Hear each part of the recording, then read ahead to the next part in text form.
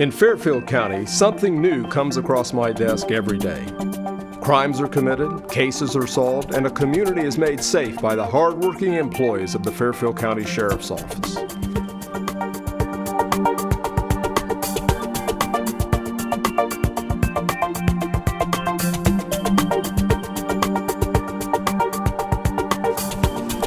Welcome to This Week with Sheriff Dave Phelan. We do appreciate each of you that join us each and every week. We're carried on LSN, and we're also carried on a number of the radio affiliates here in Lancaster. We are actually producing this program at Fairfield Christian Academy. The students take part in this and do a terrific job. Our executive producer is Kelly Roberts behind the scenes. And coming back by popular demand is our command staff within the Sheriff's Office. We have with us this week Lieutenant Tim Boris, our Detective Bureau Commander, Lieutenant Alex Lape, our Patrol Commander, and Lieutenant Mark Churchill, the Jail Commander. And it's good to see you guys back. Good to see you, sir. And we had a good program last week and talking about things that happened last year. I want to wish everybody a Happy New Year. I hope everybody had a great New Year's Eve. And we talked about New Year's resolutions last week. And so we're going to move on to what's some of the plans we have for this coming year within the Fairfield County Sheriff's Office. Let's start this week with Lieutenant Churchill. Plans for the jail in 2016. Well, recently the Reentry Coalition came under the Sheriff's Office control. They left JFS in June. So one of the things I'd really like to do is expand on some of the programs that they offer the inmate population. And as far as for what is the Reentry Coalition? The Reentry Coalition, it's got the HOPE grant, which focuses on female inmates with co-occurring disorders, so alcohol and drug addictions. And then we've got the Resource Grant, which helps inmates that are being released back into our community that reside in Fairfield County. With housing. We hooked them up with health care. We hooked them up with services such as drug and alcohol counseling, whether it's through the Recovery Center or Middle Ohio Psychological Services. So we try and get them on their feet and a plan to move forward on reintegrating back into our community as a tax-paying citizen, law-abiding citizen, and that's really the goal of this organization is to help people not reoffend and reduce recidivism. How many programs do we have within the jail? Oh, we have the Reentry Coalition. We have Pastor Tom Underwood, who does an amazing job with the ministry services, and the impact that they've made is we could do 5 shows on that. We also have Alcoholics Anonymous and Narcotics Anonymous that comes in and talks with the inmates and helps them work through some of their issues on why they chose to do that path. And GED services. So we're still holding GED classes weekly with the female inmate population. I'm going to try and expand that into the male inmate population this year. So we're doing a lot of good things in the jail, and it's all focused around reducing recidivism. Yeah, well, it's a worthy goal, and it's something that really wasn't very prevalent a few years ago. No. Lieutenant Lake, the Patrol Division, what's some things we can look forward to in 2016? In 2015, we provided some active violent intruder shooter training for county employees. There were 960 county employees that went through a training program that we provided for them. So in 2016, what I want to do is expound upon that and provide some additional hands-on type training, make it available for some anybody that might be interested in conducting this for their organization within the county government.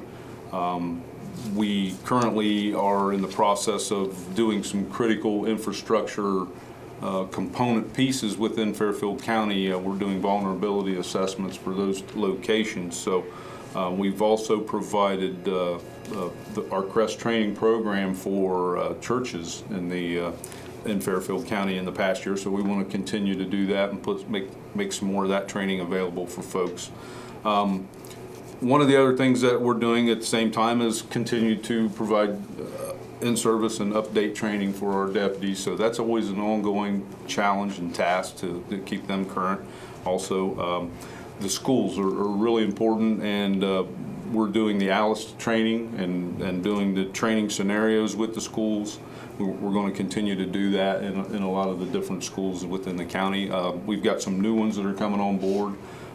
Try to get them up to speed. We do a lot of times we do a training scenario where we'll come in and just insert what we consider a bad guy or a violent intruder into the school, and we go through a dry run of what they've learned, and it's a really popular training, and it's kind of taken off, and the schools really respond to it, and they do really well. I in the past did observation during one of the training drills, and it was amazing to me to see the students were actually evacuating the building, and they were going one way. Over the PA, the principal announced that the bad guy was in a particular location, and it was almost like watching a school of fish. They were going this way, and they just seamlessly started to flow and go out the other direction. So it's really good to, and it lets us know that they're paying attention and they're getting this information, and that it does work. Yeah, I know last year was a great year. We trained in the churches and the schools, did a lot of self-defense training to a whole host of different businesses and other community areas. Lieutenant Tim Voris, tell us a little bit about some of the things we can look forward to this year within the Detective Bureau. Well, I think along those same lines with Lieutenant Lape and Lieutenant Churchill is that we're going to just try to improve our divisions, improve the Detective Bureau. One of the things that I'm improving with the detectives is as they go to training, they are bringing that material back and sharing it at a 10-minute roll call training with PowerPoints and literature for the other detectives to learn what they learned when they went to that training, and then to broaden that a little bit to get it to the patrol officers and enhance their training on what we're learning. And I think if we work towards a computer-generated video training, we can put it out with our deputies, we can give it to them to see while they're out in their patrol car. Some ideas there that gives them an opportunity to get online, look at that training, and it saves in cost in sending somebody out to a school where they're getting some of those same facets of the training. For example, one training we sent Detective Brian Kohler and Andy Roberts to some linguistics training, learning how to read a statement and understand whether that statement's true or not, and what are some of the key words in those statements of interviews that they want to learn from. We have a crime scene truck that we currently use, but we got an upgraded one from the Violet Township Fire Department, had donated several years ago, and I think we're trying to improve that so we've got the equipment needed at crime scenes that we've spent some time out on this past year, so we have what we need there to be available to do what we need to do there. We've upgraded our computer electronic recording in our office, and we're going to continue to work to improve and finish up our standard operating procedures. They haven't been done for several years, so we need to include some electronic things in those. So those are some areas we want to try to work on this year. And I think just to kind of put this together, many times you guys all play a part within the same individual that comes into custody. In other words, someone from the Patrol Bureau will arrest someone, a burglary. The detectives will go ahead and process the scene, talk to the suspects, and then that individual will wind up with you. Yep. And so it's kind of like that's why, and I think we've talked about this. The one thing that I really enjoy about working with you guys is there is that spirit of cooperation, and many times it's just essential. And also, not only within our own agency, but how important it is that we work with other agencies and other community organizations throughout the community. And I'm so thankful and grateful that we've got citizens in Fairfield County that continue to call in information. If they see something that's suspicious, they've called us this past year, and I'm very appreciative of that, letting us know what's going on in their communities. And as we go through 16, you're going to be involved in the jail, the new jail? Heavily involved, as much as I possibly can. Had several meetings with Chief Deputy Perigo last week about camera locations and security doors, so that was exciting to have. And I think one of the things I'm really going to try and focus on this year is to conduct another basic corrections academy, and I'm happy to work with Lieutenant Vorse as our academy commander to get that accomplished this year. Okay. Thoughts, Lieutenant Lape, about any trending that we're seeing as far as criminality in the county? Anything changing, or everything pretty stable? I don't think that anything is really changing, but there's always a new twist involved, and no two crimes and crime scenes are exactly alike. There's similar characteristics, but the bottom line is a lot of the stuff is still being fueled by the opiate addiction and that issue there. It's really unfortunate when you meet and talk with these folks that they've experienced these kind of thefts of property that they've had for years and that can't be replaced, and it's motivated by the addiction and their family heirlooms and things like that they'll never see again, that can't get back, and it's just kind of heartbreaking at times. Well, not only for that, but just for the effect that it's having on these individuals' lives. So. That's always an ongoing thing, it seems like. Hopefully one of these days we'll be able to say that that's a thing of the past. But yeah. From the detective's standpoint, Lieutenant, if someone would come home and find that their home had been broken into or something like that, what are some things that they need to do before the detectives get there? Stop.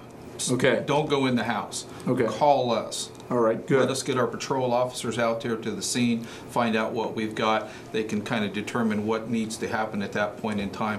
But don't go into the house. If you see something when you get home, go to the neighbors, call the sheriff's office, make sure that you're safe and okay before you do that. We've had some great witnesses call in a lot of crime this year, and it's really helped a lot. Okay, so don't go in, don't disturb the crime scene, and above all, safety. And that's really something I think parents need to also share with their kids. I mean, whether they're teenagers, they get home from school many times before the parents, they see an indication, go to the neighbors, get on their cell phone, but do not go in the house. I seen an article the other day on the news where a student was being let off their school bus, and the girl reported to the school bus driver, hey, there's a truck in my driveway at my home, and these guys are out of the car. And the school bus driver reported that to the authorities. They got out there and made an arrest, and 2 guys that were breaking into a home. Yeah. About a minute and a half left. Final thoughts on the jail? Looking forward to it, very much needed, and I'm just happy that we're able to do this. And I think it's going to be a big benefit to not just our community, but to the organization as a whole. Okay, and that's going to be coming up. And Lieutenant Lape, final thoughts within the patrol division? well, like I said, I just want to continue providing the active shooter, violent intruder type training, and get everybody, as many people that can do it, have them experience that training, and just all part of preparation. So. Okay. Well, we're just about out of time. I just want to, first of all, thank each and every one of you publicly for the job you do. And you represent the leadership within the Fairfield County Sheriff's Office. I consider you all great individuals and great leaders. And the reason we have a wonderful sheriff's office is because we have good people. And I appreciate your leadership. And sometimes it can be pretty tough, as you all know. But steadfast. Well, we're about out of time. Do appreciate you, the viewers and listeners that join us each and every week. We look forward to 2016. We're going to have a lot of great guests coming along this year. I appreciate Kelly Roberts, our executive producer, the students here at the Fairfield Christian Academy, and certainly you, the viewers and listeners. Until next week, same time, same place. God bless, and we'll see you right here.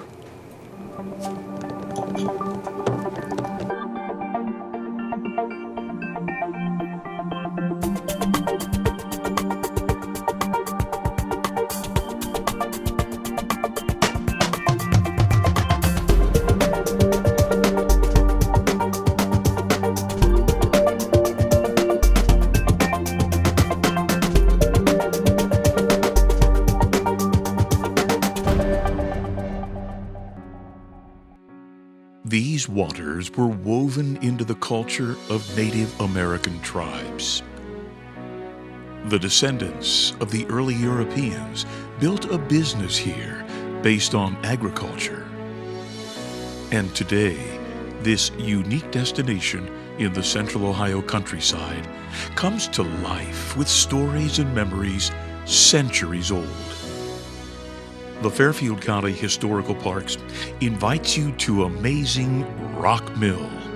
Above the falls of the Hocking River Gorge, here together, nature and man have created some truly American stories that you'll want to experience with the entire family. Visit us or learn more about Rock Mill and the largest wooden water wheel in the nation at historicalparks.org.